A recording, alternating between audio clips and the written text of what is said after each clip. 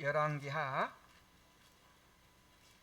23장 1절부터 20절까지의 말씀을 읽을 때 하나님의 말씀을 들으시기 바랍니다.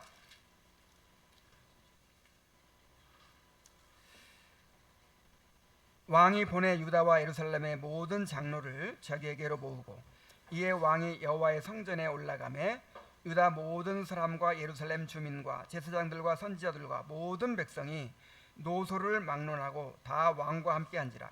왕이 여호와의 성전 안에서 발견한 언약책의 모든 말씀을 읽어 무리의 귀에 들리고 왕이 단위에 서서 여호와 앞에서 언약을 세우되 마음을 다하고 뜻을 다하여 여호와께 순종하고 그의 계명과 법도와 율례를 지켜 이 책에 기록된 이 언약의 말씀을 이루게 하리라 하매 백성이 다 그 언약을 따르기로 하니라. 왕이 대제사장 hil기야와 모든 부제사장들과 문을 지킨 자들에게 명령하여 바알과 아세라와 하늘의 일월 성신을 위하여 만든 모든 그릇들을 여호와의 성전에서 내다가 예루살렘 바깥 기드론 밭에서 불사르고 그것들의 재를 베델로 가져가게 하고 옛적에 유다 왕들이 세워서 유다 모든 성읍과 예루살렘 주위의 산당들에서 분향하며 우상을 섬기게 한 제사장들을 폐하며 또 바알과 해와 달과 별 때와 하늘의 모든 별들에게 분향하는 자들을 폐하고 또 여호와의 성전에서 아세라 상을 내다가 예루살렘 바깥 기드론 시내로 가져다가 거기에서 불사르고 빻아서 가루를 만들어 그 가루를 평민의 묘지에 뿌리고 또 여호와의 성전 가운데 남창의 집을 헐었으니 그곳은 여인이 아세라를 위하여 휘장을 짜는 처소였더라. 또 유다 각 성읍에서 모든 제사장들을 불러오고 또 제사장이 분향하던 산당을 게바에서부터 부엘세바까지 더럽게 하고 또 성문의 산당들을 헐어버렸으니 이 산당들은 그 성읍의 지도자 여호수아의 대문 어귀 곧 성문 왼쪽에 있었더라. 산당들의 제사장들은 예루살렘 여호와의 제단에 올라가지 못하고 다만 그의 형제 중에서 무교병을 먹을 뿐이었더라. 왕이 또 흰놈의 아들 골짜기의 도벳을 더럽게 하여 어떤 사람도 몰록에게 드리기 위하여 자기의 자녀를 불로 지나가지 못하게 하고 또 유다 여러 왕이 태양을 위하여 드린 말들을 제하여 버렸으니 이 말들은 여호와의 성전으로 들어가는 곳에 근처 넷이 나단멜렉의 집 곁에 있던 것이며 또 태양 수레를 불사르고 유다 여러 왕이 아하스의 다락 지붕에 세운 제단들과 므낫세가 여호와의 성전 두마당에 세운 제단들을 왕이 다 헐고 거기서 빻아내려서 그것들의 가루를 기드론 시내에 쏟아버리고 또 예루살렘 앞 멸망의 산 오른쪽에 세운 산당들을 왕이 더럽게 하였으니 이는 옛적에 이스라엘 왕 솔로몬이 시돈 사람의 가증한 아스다롯과 모압 사람의 가증한 그모스와 암몬 자손의 가증한 밀곰을 위하여 세웠던 것이며 왕이 또 석상들을 깨뜨리며 아세라 목상들을 찍고 사람의 해골로 그곳에 채웠더라. 또한 이스라엘에게 범죄하게 한 느밧의 아들 여로보암이 베델에 세운 제단과 산당을 왕이 헐고 또 그 산당을 불사르고 또 빻아서 가루를 만들며 또 아세라 목상을 불살랐더라. 요시아가 몸을 돌이켜 산에 있는 무덤들을 보고 보내어 그 무덤에서 해골을 가져다가 제단 위에서 불살라 그 제단을 더럽게 하니라. 이 일을 하나님의 사람이 전하였더니 그 전한 여호와의 말씀대로 되었더라. 요시아가 이르되 내게 보이는 저것은 무슨 비석이냐 하니 성읍 사람들이 그에게 말하되 왕께서 베델의 제단에 대하여 행하신 이 일을 전하러 유다에서 왔던 하나님의 사람의 묘실이니이다 하니라. 이르되 그대로 두고 그의 뼈를 옮기지 말라 하매 무리가 그의 뼈와 사마리아에서 온 선지자의 뼈는 그대로 두었더라. 전에 이스라엘 여러 왕이 사마리아 각 성읍에 지어서 여호와를 경노하게 한 산당을 요시아가 다 제거하되 베델에서 행한 모든 일대로 행하고 또 거기 있는 산당의 제사장들을 다 제단 위에서 죽이고 사람의 해골을 제단 위에서 불사르고 예루살렘으로 돌아왔더라. 아멘. 이 말씀을 통해서 요시아 왕의 개혁과 참된 회심이라는 제목으로 말씀 전해주시겠습니다.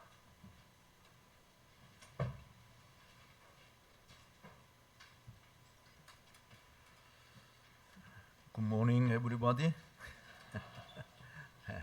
다시 주일날 여러분들 뵙게 돼서 반갑습니다.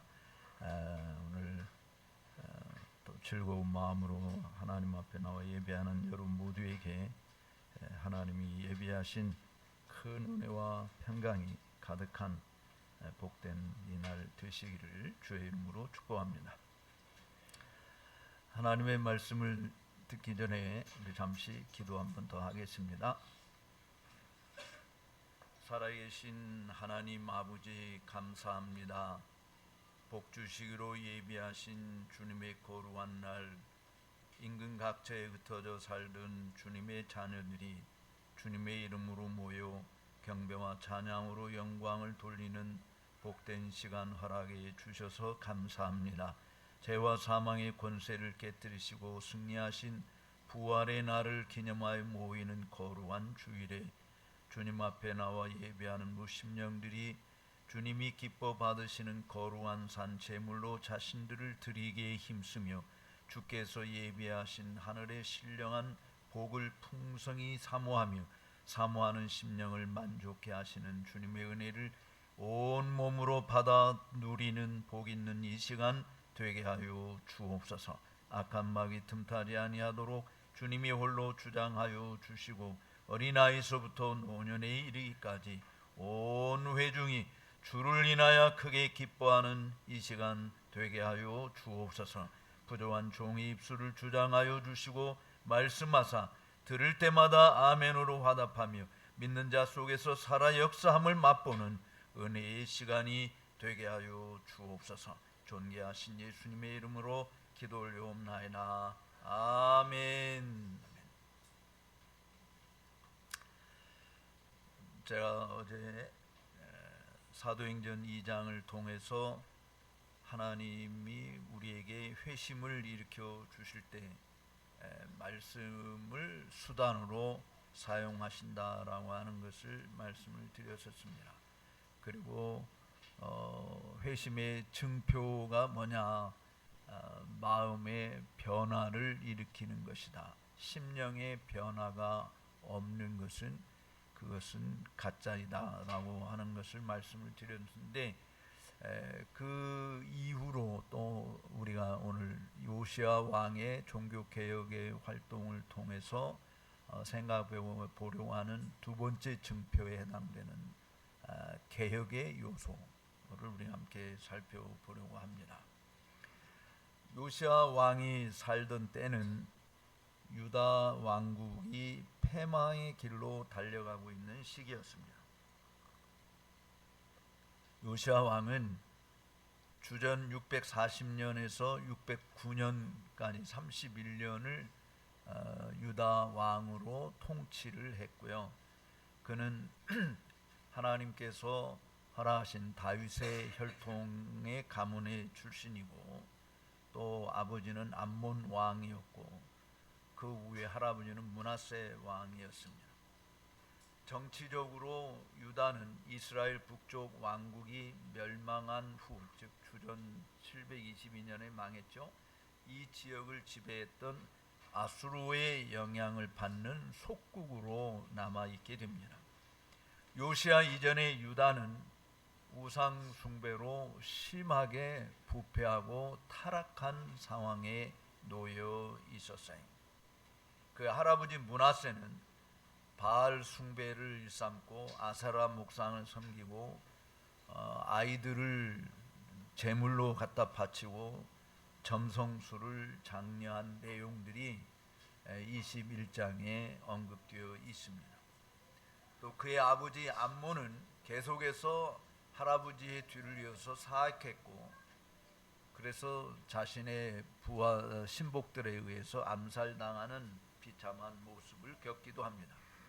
그런데 이제 그 뒤로 요시야 왕이 아버지의 뒤를 이어서 왕이 되었는데, 우리가 잘 아는 대로 22장에 있는 말씀 보면 22장 1절에 보면 요시야가 왕위에 나갈 때 나이 8살이라 그랬어요. 예루살렘에서 31년을 치리한다. 그 모친의 이름은 여디나나 보스가 아디아의 딸이더라 하면서 2절에 매우 중요한 22장 이전에 요시야가 8살의 왕이 되었는데 여호와 보시기에 정직행하여, 즉 아버지와 할아버지하고는 전혀 다른 여호와 보시기에 정직행하여 그의 조상 다윗의 모든 길로 행하고 좌우로 치우치지 아니하였더라라고 이야기합니다. 여기 8살 먹은 친구 있나 보네. 8살 먹은 나이 8살 된 친구 누가 있어요? 8살? 예.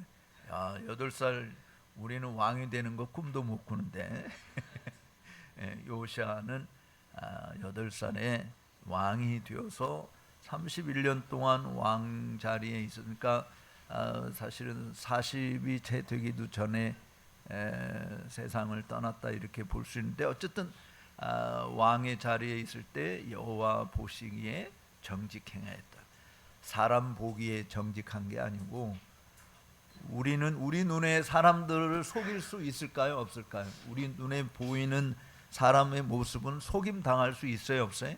속임 당할 수 있어요. 뭐 깨끗한 척해도 속은 지저분할 수 있고, 바르게 하는 것 같아도 실제로 하는 것 보면 그렇지 않은 것일 수 있어요. 사람들은 이렇게 속임을 당할 수도 있고 속일 수도 있는 건데, 근데 요시아 왕은 하나님 보시게, 하나님은 뭘 보세요? 겉모습만 보시는 게 아니고 우리의 중심 마음도 보시잖아요.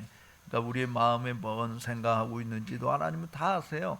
멀리 계신 것 같아도 하나님은 우리 혀의 말을 알지 못하는 게 하나도 없고, 우리 속에 생각하는 것까지도 다 헤아리고 계시는 그런 하나님. 그러니까 그 하나님 보시기에 요시아 왕이 정직하게 행하였다. 사람들 보기가 아니라 하나님 보시기에 정직하게 행하였다라고 하는 거예요. 그런데요, 그가 어느 날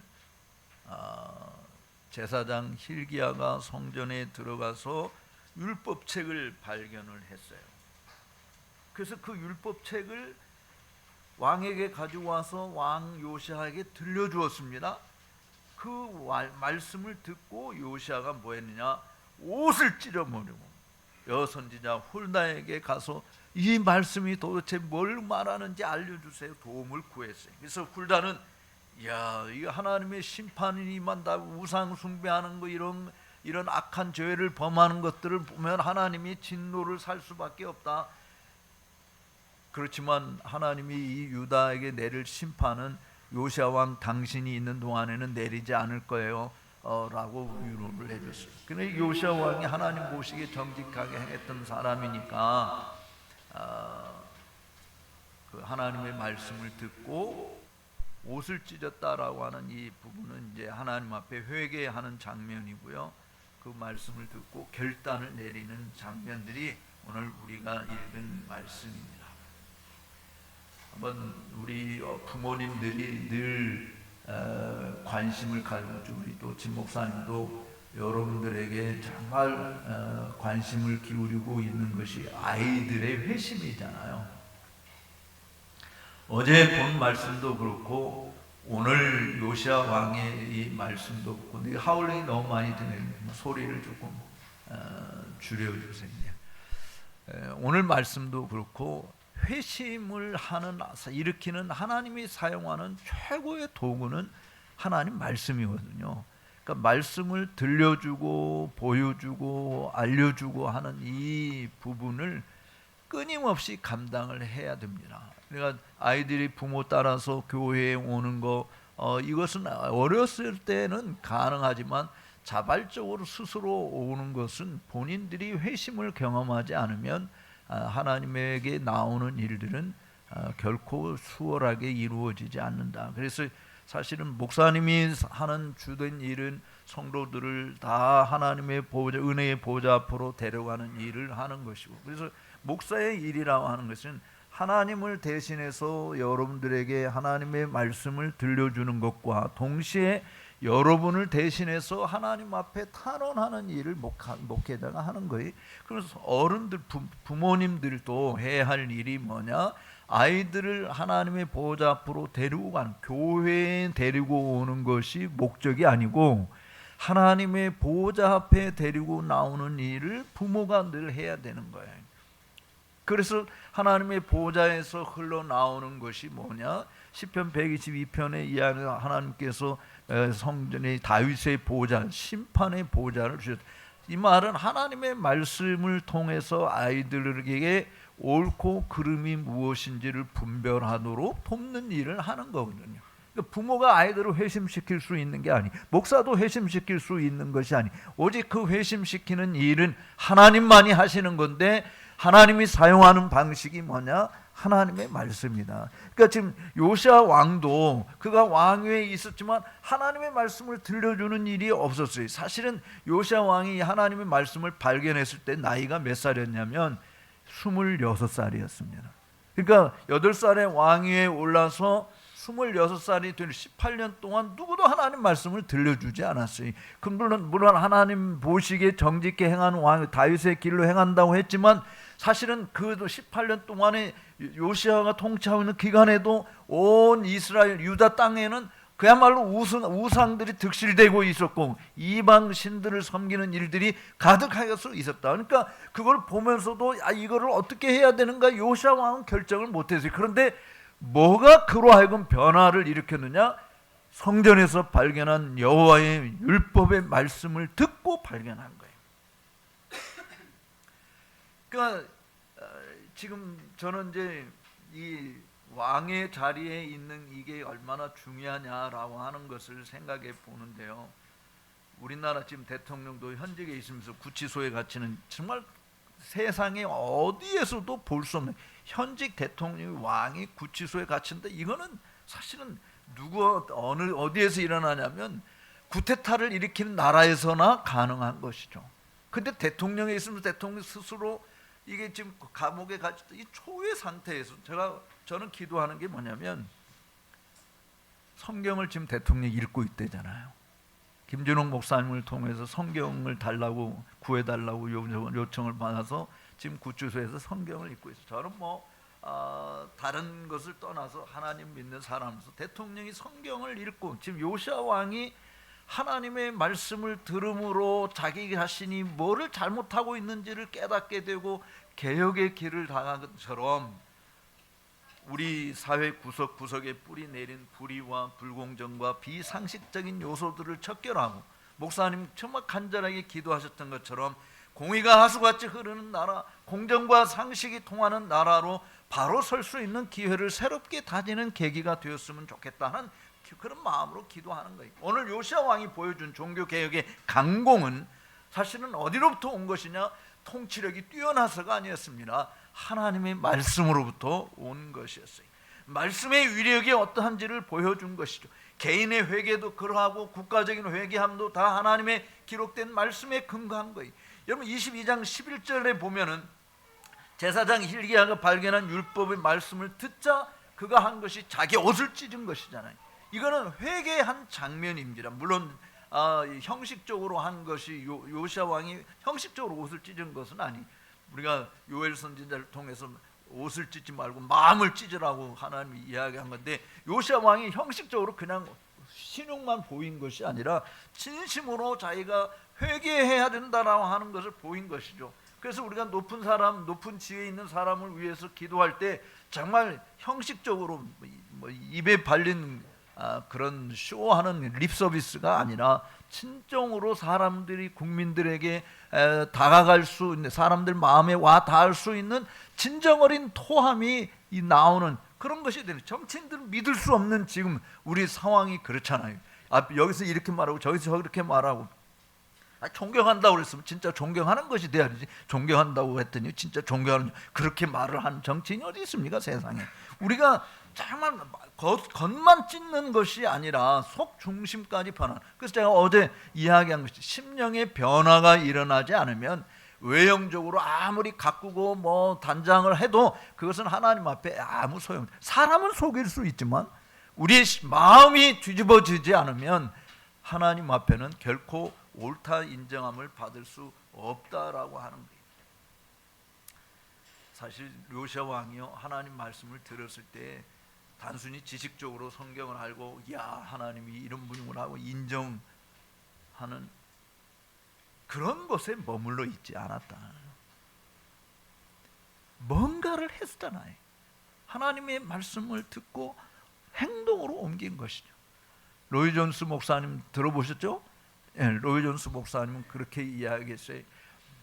하나님 성경을 지식적으로 머리로만 알고 하나님도 지식적으로 하나님이 이런 분이야라고 아는 그런 사람들은 곧장 지옥으로 내려갈 것이다 라고 그렇게 얘기해요. 얼마나 무서운 말이에요. 지식적으로 알고 목사님이 설교하는 거 오케이, understand, I understand. 그러나 그렇게 이해한다고 하는 것 자체가 여러분들의 삶을 변화시키는 것으로 나아가지 않으면 언더스탠딩 자체가 여러분들을 어디로 끌고 가느냐? 지옥으로 끌고 간다.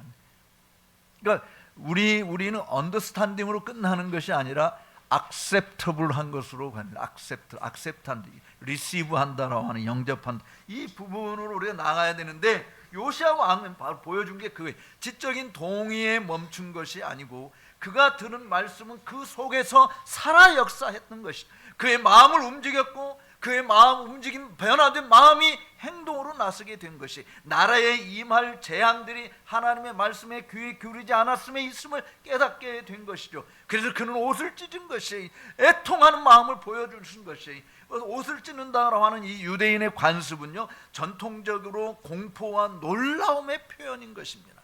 요시아는 가능한 가장 강력한 방식으로 자신과 국가를 위해서 자신의 슬픔이 어떠한 것인지를 보여준 것이 이것은 죄에 대한 깊은 확신의 표현이었고 좋은 일이었던 것이죠. 부흥과 영적 각성은 죄에 대한 이러한 확신의 표현으로 특징지어지는 것입니다. 제이 오딘 오르라고 하는 사람이 쓴 The Second Evangelical Awakening in Britain, 영국에서 일어난 제2차 대각성 운동에 대해서 1859년에서 1861년에 영국과 세계에 영향을 미친 위대한 부흥 운동에서 벌어진 몇 가지 사례들을 소개를 합니다. 제가 여러분들에게 한두 가지만 읽어드릴게요. 우리나라의 1907년에 일어난 평양 대부흥 운동에서도 경험할 수 있는 내용들인 것입니다. 그 책도 여러분들이 총신의 박영규 교수님이 쓴 평양 대부흥이라는 책도 있는데 한번 읽어보시면 큰 유익을 얻으리라고 봐죠. 기도 모임이 시작될 때 튼튼해 보이는 한 남자, 이 사람은 매일 밤 예배당에 매일 예배당, 그러니까 모여서 지금 막 대각성 운동이 벌어지고 있는 매일 밤 예배당에 왔지만 전혀 마음을 열지 않고 굳게 마음을 닫고 그냥 왔다가 갔어요. 그런데 그 남자, 튼튼해 보이는 그 남자가 어느 날 강단에 뛰어올라 모든 사람 앞에서 이야기합니다. 여러분 저를 아십니까? 사람들이 대답했어요. 저는 어떤 사람입니까? 그러니까 사람들이 다 회중들이 당신은 배교자요! 이 말을 들은 사람이 뭐라고 말했는지 아세요? 좋습니다. 그러나 나는 더 이상 배교자가 되지 않겠습니다. 여러분 모두 저와 함께 예수님을 믿으십시다. 예수님께 나오시오. 그리고 그는 하나님께서 자신에게 자비를 베푸시는 기도하는 고통 속에 들어가게 됩니다. 사실 그의 영혼이 고통과 욕망은 그에게 너무 컸고 그는 우리 앞에서 바닥에 엎드려 기절하게 됐습니다. 그의 아내는 지난주에 처음으로 회심한 사람 중 한 명이었고 그날 저녁에야 하나님께서 불쌍하고 비참한 이 배교자였던 그녀의 남편을 구원해 주시기를 요청하고 그날 밤 이 남편을 포함해서 30여 명이 하나님 앞에 회심하고 돌아오는 역사가 있었다라고 기록하고 있습니다. 북아일랜드의 콜레레인 마을에서 한 어린 학생이 죄 설교를 들으면서 죄에 대해서 너무 확신이 강해서 도무지 견딜 수가 없었어요. 학교를 갔는데 학교에서 수업을 할 수가 없는 상황이 되었어요. 그래서 선생님이 그 학생의 모습을 보고 그 학생을 다른 회심한 학생들과 함께 집으로 보냈어요. 왜냐하면 수업에 대한 막 죄에 대한 그 죄책감에 시달려서 공부가 안 되는 거예요. 그리고 집으로 돌아가는 길에 회심한 두 학생과 함께 텅 빈 집을 보고 그곳에 들어갔어요. 야, 우리가 여기서 기도하자. 괴로워한 이 학생은 이 같은 친구와 함께 그 텅 빈 집에서 하나님 앞에 기도하면서 죄의 용서를 구하고 기도하고 그래서 평화를 다시 되찾게 되었습니다. 그래서 바로 다시 집으로 가지 않고 학교로 돌아와서 선생님에게 이야기했어요. 선생님, 저는 이제 너무너무 행복합니다. 제 마음에 주 예수님이 들어와 계셔서요. 우리가 시편 51편 찬송 부르던 것처럼 정한 마음을 창조하여 주시고 정직한 영을 새롭게 해달라 하는 그 기도를 하나님이 들으신 것이. 그래서 이 학생의 간증이 온 반 학생들, 예수를 믿지 않는 학생들에게 영향을 미쳤고, 학생 한 명 한 명이 교실 밖으로 나갔어요. 선생님은 창밖을 내다보며 학교 운동장 곳곳에서 소년들이 무릎을 꿇고 기도하는 것을 보았습니다. 선생님은 너무 확신이 강해서 회심한 첫 번째 학생에게 자신을 돌보라고 부탁했습니다. 마침내 학교 전체가 너무 힘들어서 행정가들은 목사들을 불러서 이 학생, 교사, 학부모를 돌보게 했고, 사람들은 그날 밤 11시까지 학교에서 기도하면서 하나님 말씀을 듣고 돌봄을 받는 이런 일들이 벌어진 거예요. 우리 여기 학생들, 예수님이 여러분 학교까지 따라가면 돼야 한대요? 빨리 대답해 봐요. 예수님 학교까지 따라오면 정답은 되는데, 실제로 우리 마음에서 나오는 답은 절대로 예수님 따라오시면 안 되지. 학교에서 예수 믿는 사람처럼 행동하지 않잖아요. 예수님하고 산 거. 왜냐하면 왕따 당하는 것들이, 왕따 당하고 조롱당할 수 있어요. 저는요, 고등학교 1학년 때 회심을 했는데 학교에 제일 먼저 갔어요. 아무도 없을 때 학교에 먼저 7시쯤 돼서 가서 거기서 그냥 찬송 막 부르고 막 기도하고 성경을 읽고 8시쯤 되면 학생들이 와. 그래서 별명이 꼬마 목사였습니다. 정말 주님을 만났을 때 우리의 모습이랑 단순히 내 자신이 회개합니다 이런 것으로 끝나지 않고, 그 주님이 나와 함께하는 것을 정말 감출 수 없는, 사람들이 보고 저 사람 뭔가 다르다, 뭐가 있어, 도대체 그게 뭐야, 저 속에 있는 예수님. 그 지금 여기 간증에서 나타나는 것처럼 한 고위 군장교는요, 스코틀랜드 마을에서 죄에 대한 확신을 이렇게 설명했어요. 안주하는 여러분은 성령께서 사람의 눈을 열어 마음의 진짜 상태를 보게 하실 때 얼마나 무서운 광경인지 잘 모릅니다. 선하고 종교적인 사람이라고 생각했던 사람들이 자신들을 의지하고 있던 기초를 조사하게 됐고, 그 모든 것이 썩어버렸고, 자기 만족에 빠져 자신의 선함에 의지하고 있었고, 그리스도에게 의지하지 않았다는 것을 알게 되었습니다. 많은 사람이 공개적인 죄에서 거룩한 삶으로 돌아섰고, 어떤 사람들은 용서받은 죄에 대한 기쁨으로 울음이 가득했습니다. 이처럼 죄에 대한 확신은 분명히 성령의 역사예요. 그래서 정말 성령께서 우리에게 오시면 죄에 대해서, 세상에 대해서 책망하실 거라고 이야기해 주는데, 요시아가 바로 성경 말씀을 듣고 마음의 찔림을 받은 요동치게 된 것이, 그 회개하는 심정으로 옷을 찢었고 곧장 이어서 거기에 머문 것이 아니라, 따라잡시다, 개혁의 행동을 단행했다. 요시아는 옷을 찢고 회개하고 눈물로 아타깝게 부르짖은 그것으로 멈춘 것이 아니라 이게 행동으로 옮긴 것이에요. 그러니까 여러분들이 내가 예수님을 믿습니다 라고 말하고 그냥 말로만 하고 그 다음에 What do I need to do? 내가 뭘 해야 되는 거냐? 바로 요시아가 보여주는 거예요. 하나님의 말씀이 선포될 때 죄를 깨닫게 됐고, 그것은 곧 성령 하나님의 역사로 말미암는 일인데, 이로 인해서 중생의 씻음으로 나아가게 되고, 그래서 죄를 자복하고 예수의 이름으로 세례를 받게 되고, 성령을 선물로 받아서 성령의 지속적인 역사하심을 신앙의 여정에서 맛보게 되는데, 진짜 이 신앙은 뭐냐? 행동을 낳는 것이다. 그래서 사람들이 예수 믿는 사람들을 조롱할 때 말만 많이 하고 전혀 그렇게 살지도 않는 사람. 그래서 예수님은 좋은데 예수쟁이들은 싫어, 이런 이야기들. 그러니까 우리들의 잘못이죠.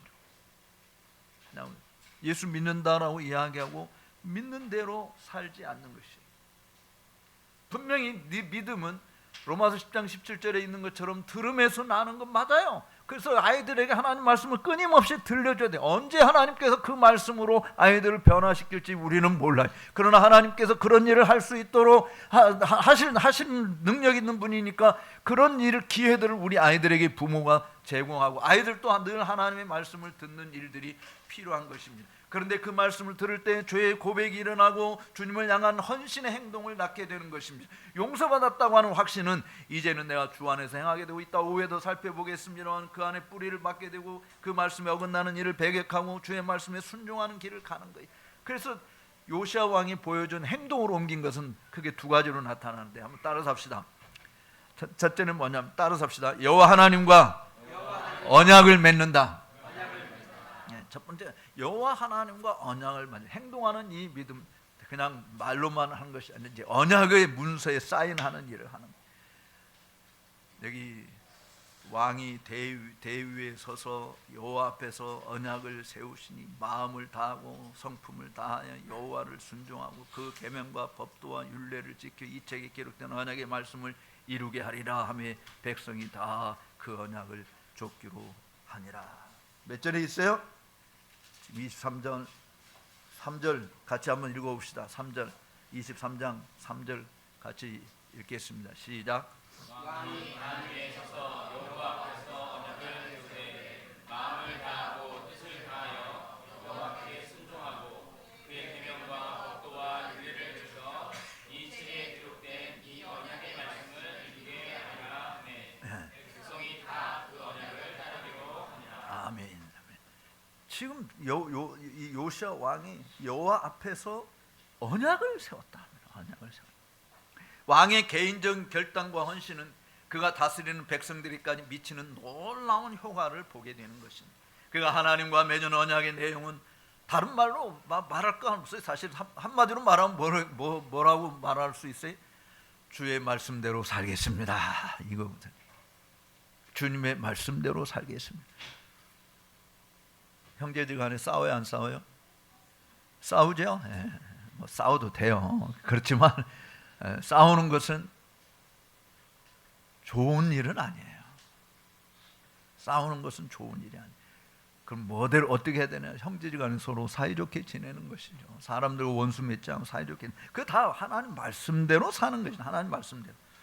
온 나라에 하나님이 역경하시는 우상 딴지들을 요시아는 다 제거하고 산당과 이교도들의 신전을 척결하고 오직 마음을 다하여 주 하나님만 섬기기로 굳게 다짐하는 것입니다. 대다수 사람들은 형식적으로 종교 생활을 했을 거예요. 하나님도 섬기고 우상도 섬기는 일이 자연스러웠어요. 국가적 종교의식에 참여하는 것을 의무를 다 한다고 생각했을지 몰라요. 엄마 아빠 따라서 그냥 예배당에 와주는 것으로 다 내가 신앙생활 한다고 생각했을지 몰라요. 그러나 지금 요시야 왕이 들은 여호와의 말씀은 그런 형식적인 행위를 다 벗어 던지게 했습니다. 옷을 찢었고 이제는 그 양심에서 나오는 소리에 귀를 기울인 것이, 그래서 마음을 다하고 성뜻을 다하고 여호와를 순종하겠다고 다짐한 것이 아니라 언약을 맺었다. 내가 굳게 약속한다. 제가 살면서 입에 대부지 않은 것이 술, 담배, 커피인데 예수 믿을 때, 회심할 때 하나님 앞에 서약을 한 거예요. 내 스스로 내가 절대로 이런 것들은 내 입에 대지 않겠습니다. 그 지금까지 그렇게 살아온 거예요. 나 자신도. 그런 유혹이 왜 없어요? 고등학생 때 제가 지금은 하도 키 큰 사람들이 많지만 제가 중학교 3학년 때 173이었거든요. 그러니까 그냥 항상 뒷자리, 왜냐면 우리는 키 순서대로 이렇게 앉잖아요. 번호도 그래서 항상 75번, 76번, 뭐 77번 번호도 늘. 그러니까 공부를 잘할 리가 없지. 그냥 뒷자리에서. 그리고 등치도 있겠다 막 껄렁껄렁 대고 말이지. 그때 당시 벌써 뭐 좀 그 불량 소년들은 담배도 다 피고 막 술도 다 먹고 뭐 이런. 근데 나는 그때까지는 뭐 아직 그런 일을 하지는 않았었습니다만 어쨌든 고등학교 1학년 때 회심하면서 하나님 앞에 내가 평생 이렇게 살아야 되겠다 다짐하고 약속을 한 것이다. 저는 여러분 보고 커피 마시지 말라는 말을 하는 게 아니에요. 커피 마셔도 되니까. 근데 술, 담배는 안 하는 것이 좋아요. 그러니까 지금 요시야 왕이 내가 그렇게 살겠다라고 다짐을 했고 그 왕의 주위에 있으면서 명령을 내려서 모든 우상들을 다 철폐하고, 백성들은 왕의 요구에 뭐라고 그랬어요? 3절 끝에 백성들이 왕이 그렇게 하니까 백성들도 뭐라고 그랬어요? 우리도 다 그렇게 따라서 하겠습니다. 라만. 여러분, 가나안 땅을 분배하고 난 여호수아가 자기와 자기 집은 오직 여호와만을 섬기겠다고 선포할 때 이스라엘 백성에게 당부한 메시지를 보세요. 여호수아서 24장 14절에 보면 그러므로 이제는 여호와를 경외하여 성실과 진정으로 그를 섬길 것이라. 너희 열조가 강 저편에서 애굽에서 섬기던 신들을 제하여 버리고 여호와만 섬기노라.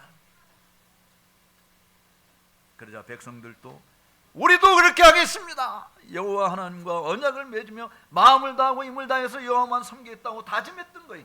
회심했다라고 하는 것은 바로 이런 행동으로 이어지는 것입니다. 그냥 교회당에 안 나왔다가 교회당에 오는 이런 행동이 아니고, 내가 이제는 이 세상의 유행과 풍습을 따라 살지 않고 온전히 하나님의 말씀을 쫓아 살겠습니다라고 하는 것이죠.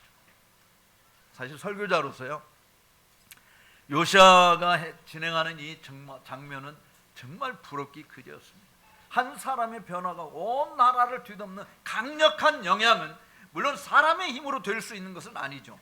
교회 개혁을 왕정시대처럼 혹은 또 종교개혁 당시에 16세기 유럽 상황처럼 군주가 개신교면 그 나라 백성이 다 개신교고, 그 영내 영주가 로마 가톨릭이면 그 영내 모든 사람들이 다 로마 가톨릭이고 하는 이런 시대는 21세기는 불가능한 거예요. 하나님의 강력한 역사가 일어나지 않는 한 기대할 수 없습니다. 그러나 하나님은 요시야 왕의 개인적인 헌신과 삶의 모범을 통해서 일했던 것처럼, 그래서 온 백성이 다 요시야 왕의 말을 따랐어요. 여호수아의 말을 듣고 결단한 이스라엘 사람들처럼 그들도 왕의 말에 청종하여 여호와 편에 서게 된 것입니다. 제 이야기를 해서 좀 미안합니다만, 제가 회심하고 예수 믿고 난 다음에 얼마나 핍박을 많이 받은, 엄마 아빠로부터 어머니 아버지도 교회 간다고 두드려 맞고 얻어 터지고 성경책 찢겨지고, 그래도 한 번도 포기하지 않고 주일마다 하나님 앞에 나가지. 정말 우리 부모님 예수 믿게 해달라고 하루에 7번씩 기도했어요.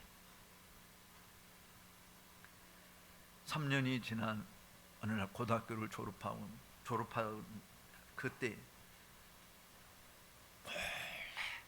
부모님 몰래 교회 가자고 말도 못하고 원래 청객집 들고 예배당에 빠져나오는데 뒤에서 어머니가 저를 불러요. 상원아, 교회 가니? 교회 가는데요, 나도 너 따라가면 안 되겠니?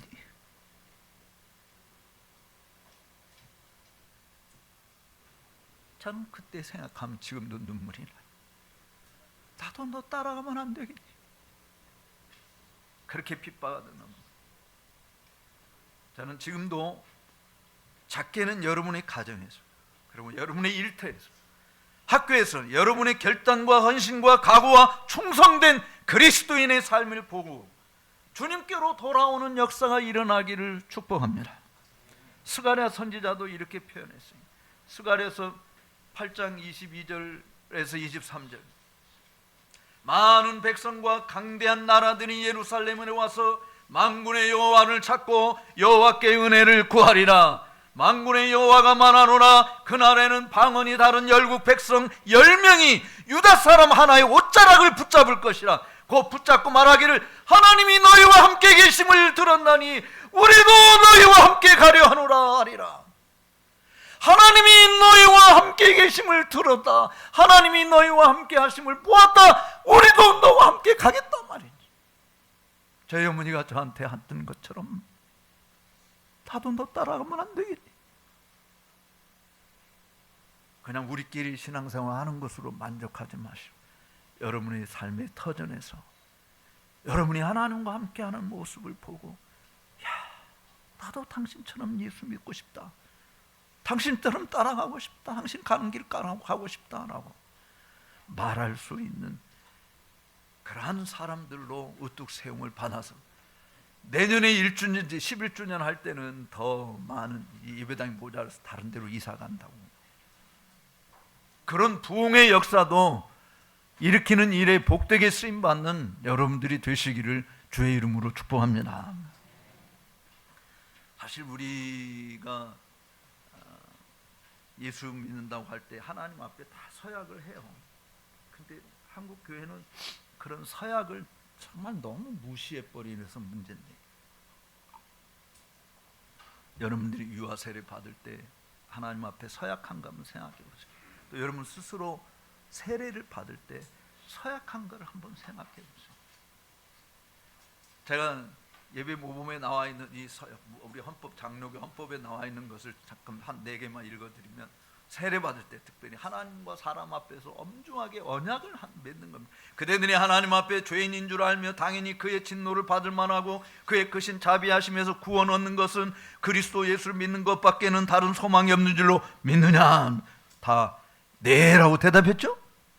그대들이 주 예수 그리스도가 하나님의 아들 되심과 죄인의 구주 되신 줄 믿으며 복음의 말한 바와 같이 구원하실 이는 다만 예수뿐인 줄 알고 그를 받으며 그에게만 의지하며 살겠느냐? 네. 왜 네라고 대답 안 해요? 다 해놓고. 세 번째, 그네들이 지금 성령의 은혜만을 의지하고 그리스도를 따르는 자가 되어 그대로 힘써 행하며 모든 죄를 버리며 그의 가르침과 모범에 따라 살기로 작정하기로 서약하느냐? 예, 우리는 세례받을 때 다 이런 약속을 합니다. 그리고 교회 관할과 치리에 복종하고 청결하고 화평함 이루도록 힘쓰기로 서약하느냐? 다 서약한다고. 네, 그랬어요. 교회에서 목사가 세례 줄 때 교인으로서 의무인 주일 성수와 11조 생활, 교제와 봉사, 전도 활동에 적극 가담할 것을 당부하며 세례식을 베풉니다. 이는 하나님과 맺은 언약이고 회중 앞에서 엄숙히 선언된 언약을 그냥 그 순간만 생각하고 그 다음은 나 몰라라 하고 잊어버리고 지나가는.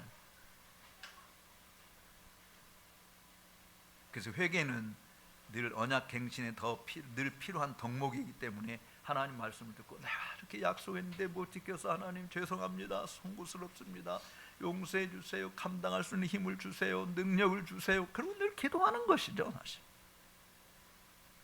다음 단계로 넘어가기 전에 한 가지 짚고 갈 것은 요시아 왕의 개혁과 이 회심의 역사에 대해서 주목할 것이 뭐냐면 집단적 변화입니다. 집단적 변화.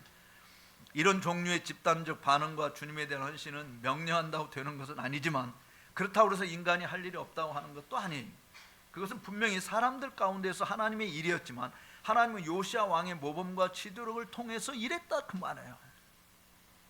여러분, 예루살렘이 멸망한, 유다가 멸망한 걸 예레미야 선지자를 통해서 보여주신 말씀이 뭡니까? 예레미야서 5장 1절에 하나님이 말씀하신, 정말 진리를 따라 진리를 구하고 하나님의 공의를 행하는 자 몇 사람? 한 사람만 있어도 내가 예루살렘을 멸망시키지 않겠다. 소돔과 고모라가 멸망된 것은 의인 10사람이 없어서 멸망된 거잖아요. 근데 예루살렘이 멸망된 것은 하나님의 진리를 따라 행하고 공의를 구하는 한 사람만 있어도 내가 멸망시키지 않겠다. 근데 한 사람이 없어서 다 멸망한 거예요. 지금 우리나라도 여러분, 뭐 나 혼자쯤 뭐 내가 신앙생활 잘한다고 되느냐 안 되느냐 이런 게 아닙니다. 여러분 한 사람 한 사람이 얼마나 중요한가. 여러분 때문에 하나님의 심판이 뒤로 미루어질 수 있다 이 말이죠. 우리 가정에 임할 하나님의 심판, 우리 사회, 직장에 또는 우리 민족에게 임할 하나님의 심판이 더디 임하게 하는 일들은 예수 그리스도를 구주로 믿고 사는 성도들의 삶의 모습에서 좌우될 수 있다라고 하는 것을 우리가 잊어서는 아니 돼요. 그러니까 18세기 대각성 운동이나 19세기 부흥운동, 우리나라에서나 1907년 평양 대부흥운동, 이런 일들이 그야말로 집단적 부흥이 일어났던 것인데, 이런 일들을 사모하면서 기도하는. 그래서 저는 여러분들에게 시중에 나와 있는 이 부흥에 관한 책들을 보시는데, 특별히 로이 존스 목사님이 쓰신 부흥이라고 하는 책도 한번 여러분들이 사서 읽어보시기를 바랍니다. 우리 시대에 그런 걸 경험하지 않을 수 있어요. 왜냐면 우리나라도 1907년에 부흥운동이 일어나고 단 그 이후로 지금까지 100년이 넘도록 지금 부흥운동이 없지 않습니까? 그러니까 언제 하나님이 일으켜줄지 그건 하나님의 주권적인 뜻에 달려 있는 것이지만, 우리가 늘 사모하고 정말 우리 민족이 이번 기회를 통해서 다시금 거듭나고 회개하고 돌아오는, 이승만 대통령이 국회 개원할 때 정말 대한민국이 하나님을 믿는 나라가 되기를 바라고, 대한민국 국회 이 시작이 기도로 시작했잖아요. 목사님의 기도. 저는 뭐 동아일보가 백두산이 애국가 부를 때마다 뭐 하느님이 이거는 뭐 그냥 우리는, 나는 기독교인으로서 하나님이 보호하사 우리나라 만세, 정말 하나님이 보호하는 우리 민족이 되어서 다시금 전 세계에 복음을 수출하는 그런 좋은 나라로 쓰임 받을 수 있기를 위해서 기도하는 이 일은 저와 여러분들이 하지 않으면 누가 하겠어요? 요시아의 어느 하나님과 맺으면 내가 이렇게 내가 왕의 자리에 있으니 내가 왕으로서 영향력을 미칠 수 있는 이 집단적인 회심과 부흥의 역사, 개혁의 역사를 이루겠습니다. 하나님이 그런 자리에 있을 때, 그런 자리에 여러분을 세워줄 때 그렇게 개혁을 하는, 가장으로서 개혁하고 회사 부장으로서 또는 사장으로서 또는 공무원의 무슨 몇급 직원이든 어쨌든 내 밑에 있는 사람들이 내가 영향을 미칠 수 있는 일에 하나님 앞에 쓰임을 받을 수 있도록 그런 좋은 도구로 쓰임받는 저와 여러분들이 다 되시기를 주님의 이름으로 축복합니다. 그래서 이런 개혁운동에 이어서 하나님 말씀에 적극 순종하는 것이 요시아 왕이 보여준 세 번째 증표인데요, 헌신, 전적인 헌신과 순종입니다. 사실 요시아 왕이 보여준 지도력의 모델은 회개를 촉구하는 목사들에게 깊은 감동을 줍니다. 앞에도 주님의 양무리를 인도할 책임을 맡은 자들이 주님을 향한 헌신과 순종의 삶이 되지 않으면 주님을 믿고 의지하고 따르고 닮으라고 촉구할 명분이 사라지고 마는 거예요. 요시아 왕은 비록 젊은 왕이었지만 그가 들은 하나님의 말씀을 귀하게 여겼어요. 절대 가치로 여겼습니다. 하나님이 그에게 말씀하시는 것으로 받았으니 그것을 결단한 겁니다. 온 마음으로 받들겠다고 다짐한 것이고 백성들이 그렇게 요구했어요. 이는 사도 바울이 내가 그리스도를 본받는 것 같이 너희도 나를 본받는 자가 되라고 요구한 것과 같은 것입니다. 내가 이토록 주님 닮고자 몸부림치지 않느냐, 그러니 너희도 나처럼 그렇게 몸부림치며 사력을 다해 주님을 닮도록 주님 닮고자 몸부림치는 자가 되기를 바란다. 그런 모습인 것이. 그러니까 자녀들이 엄마 아빠가 얼마나 주님을 닮고자 몸부림치는지, 얼마나 주님의 말씀대로 살려고 애를 쓰는지 그 모습에 감동받아서 나도 엄마 아빠처럼 그 길을 가겠다. 사실 요시아 왕이 부모가 보여준 것은 나쁜 것만 보여줬지만 요시아 왕이 말씀을 듣고 하나님의 마음에 합했던 다윗의 그 길로 내가 가야 되겠다, 그 길로 간다, 여호와 보시기 정직히 다윗의 길로 행했다라고 이야기하지 않습니까? 그래서 참 열심 언제나 립서비스가 아니라 마음에서 나오는 행동의 변화고 그 행동의 변화는 언약을 맺는 것으로 이어지고 그 다음에 바로 하나님의 말씀을 들을 때마다 절대적인 순종과 헌신이 일어나는 것이,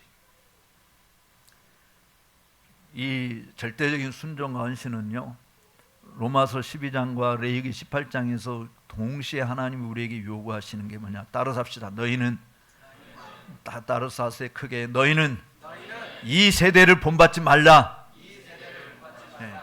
너희는 이 세상의 유행이나 풍습 이런 거 본받아서는 안 된다라고 하는 거지. 우리 어린 아이들이 생각할 때 학교에 가니까 애들이 다 핸드폰이 있어요. 나도 핸드폰 사주세요. 학교에 가니까 누가 다 이런 거에 나도 해주세요. 이런 것은 하나님 앞에 옳은 자세가 아니다. 그런 모든 모습을 볼 때 성경에서 뭐라고 우리에게 말하는지를 보여주고 들려주는 일들이 필요한 것이다. 너희가 이 세대를 본받아서는 안 된다. 이집트의 유행과 풍습을 따라서는 안 된다.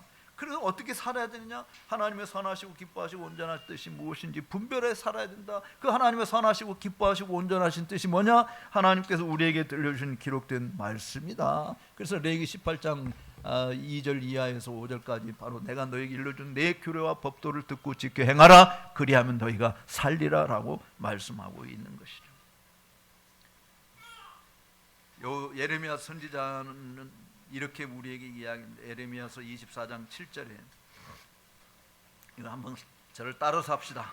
내가 여호와인 줄 아는 마음을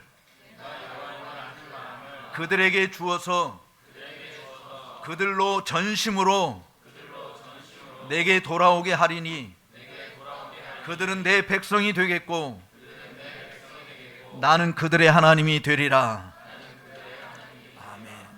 주님이 주님인 줄 알고, 이 여호와라는 말은 약속을 지키시는 하나님이라는 뜻인데 바로 언약을 지키시는 그 하나님, 그 주님을 아는 마음을 우리에게 주어서 우리로 하여금 주님에게로 돌아오게 하는, 그래서 주님이 우리의 하나님이 되고 내가 그 주님의 백성이 되게 하겠다.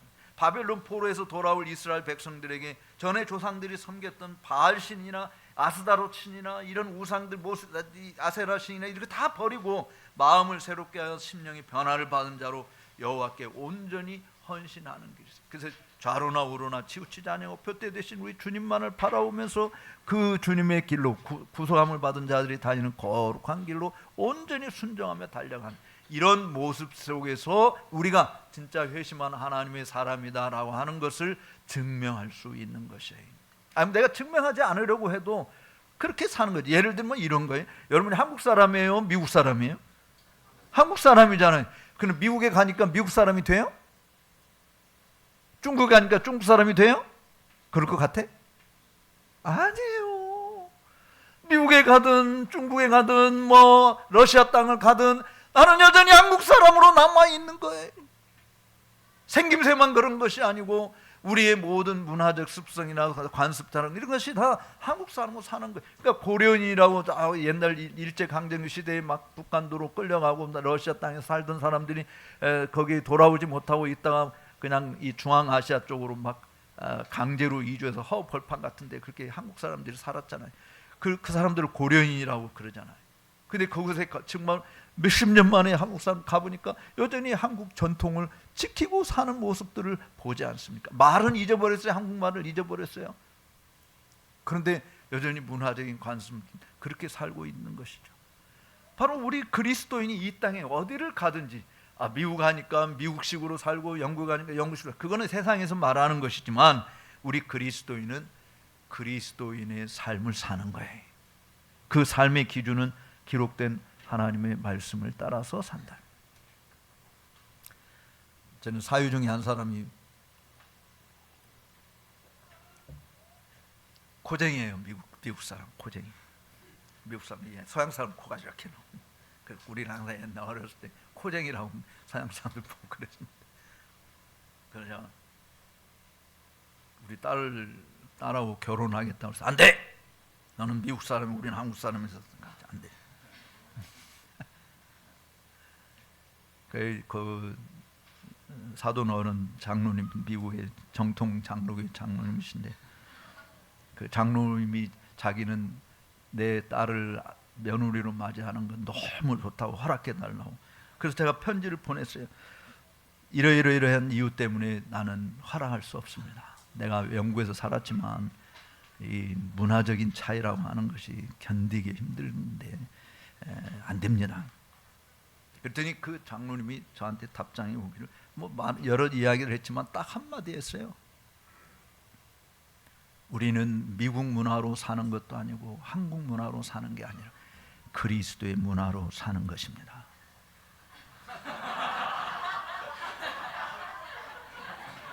제가 할 말이 없더라고요. 아니 장로님 편지에 미국 문화로 사는 것이 아니고 한국 문화로 사는 게 아니라 하나 그리스도의 문화로 뭐라고 말해? 그래도 안 돼요. 이러면 안 되잖아. 그래서 정말 결혼을 허락해서 참 행복하게 정말 잘 살고 있는데 정말 그렇다. 우리가 한국 문화로 사는 것이 아니라 그리스도의 문화로 사는 것이다. 어디를 가든지 그리스도의 문화, 그리스도께서 우리에게 말씀하신 대로 사는 것이다 라고 하는, 그것이 언어 장벽, 혈연, 문화적인 장벽 이런 모든 것을 떠나서 그리스도 안에서 우리가 다 하나 될 수 있는 비결이 거기에 있는 것이죠. 남자든 여자든 유대인이든 헬라인이든 종이든 자유인이든 우리가 그리스도 안에서 다 하나다 말이에요.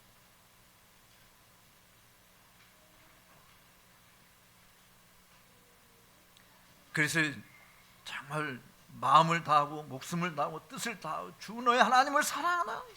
이 일은요 절대로 양다리 걸쳐가지고는 될 수 있는 게 아니에요. 제가 양다리 걸쳐서 사는 것을 항상 우리 이제 주일학교 애들한테 표현할 때 그런 모습을 보여요. 양다리는 이렇게 양다리 걸쳐서 사는 거예요. 양다리 이렇게 걸쳐. 이게 무슨 걸음이고 오리 걸음이잖아요. 사람은 똑바로 양다리를 걸치면 한쪽 발은 세상, 한쪽 발은 교회. 이거는 하나님이 기뻐하는 게 아니에요. 마음을 다하고 뜻을 다하고 목숨을 다하고 힘을 다해요. 그러니까 with all your heart, with all your energy, with all your souls, love your God. 하나님을 그렇게 사랑하란 말이에요. 모든 힘과 뜻과 정성을 다해서 하나님을 사랑. 그래서 우리가 부르는 찬송 가운데 우리는 시편 찬송을 많이 부르지만 일반 찬송 가운데 그런 것이 나의 생명 드리니 주여 받아 주소서. 세상 살아갈 동안 찬송하게 하소서. 손과 발을 드리니 주여 받아 주소서. 주의 일을 위하여 민첩하게 하소서. 나의 음성, 나의 보화, 나의 시간까지 드리니 주여 받아 주소서. 평생토록 하늘나라 위하여 살도록 주의 뜻대로 하옵소서라고 그렇게 기도하고 노래하는 찬송이 있습니다. 여러분은 뭐를 드리겠습니까?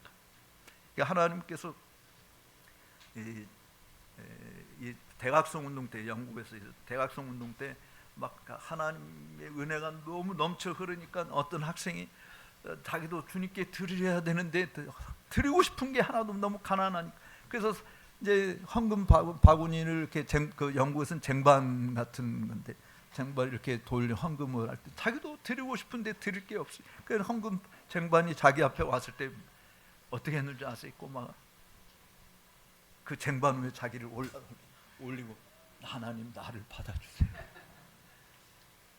하나님 나를 받아주세요. 정말 우리가 하나님의 은혜를, 내가 회심했다라고 이야기할 때는 내게 있는 것이 내 것이 아니다. 다 주님께로부터 한 것이고 주님 것이다. 그래서 주님을 위해서 사는 것입니다. 제가 제일 좋아하는 찬송가 가운데 하나, 옛날 찬송 493장입니다.